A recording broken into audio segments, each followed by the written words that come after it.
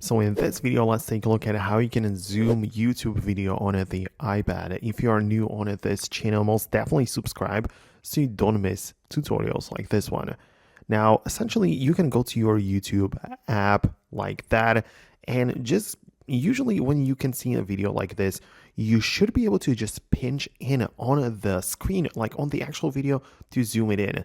The little indicator at the top should tell you how far you are zoomed in, so you can see that it's like 2.5x, 3x, whatever, right? The max is like 8x, so you can only zoom it in that much. Obviously, you can also pinch out to zoom out of this, so it's pretty simple and it just works usually very well. Keep in mind, however, that it may not work automatically in your iPad. The reason might be that your device or the YouTube app isn't running the latest version of the available app. So you can go to the App Store, check out the YouTube right there, like you literally look it up like this. And if there is an update button, make sure you update so you are running literally the latest version of the app and everything is going to run smoothly.